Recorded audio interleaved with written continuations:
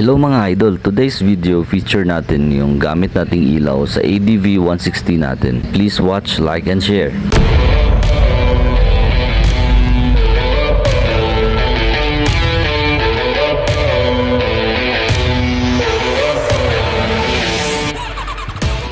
So mga idol, gamit po natin ay ang Zenlo X2 Plus.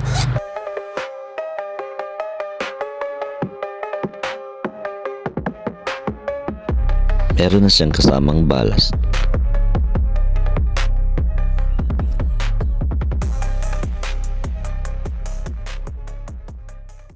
So flex natin sa Zenlo.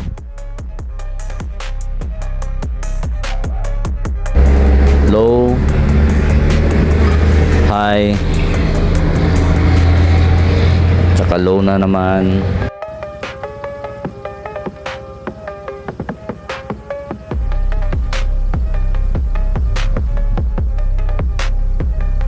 Ito po yun pag pinagsabay nyo yung dalawang ilaw, yung high at low.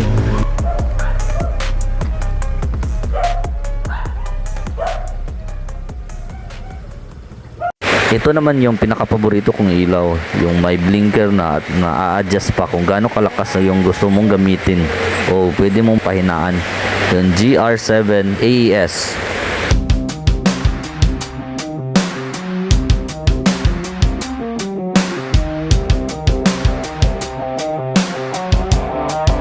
Seven bulbs at may kasama pang yellow lens with ballast, with blinker and adjuster.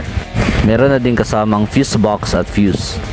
Para sa akin, sa presyo at sa quality, sulit na sulit, pang-compete talaga sa ibang brand. Flex ko yung ilaw ng GR7 AES. Hazard,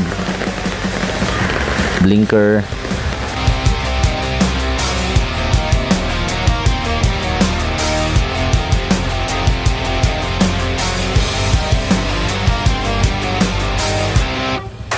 okay mga idol, try natin na i-adjust yung lakas ng ilaw.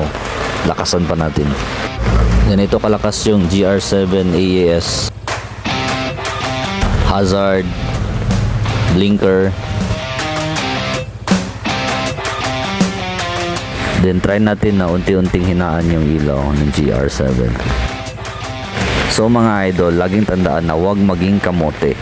Gamitin lang yung ilaw kung kinakailangan. Road courtesy pa rin tayo mga idol.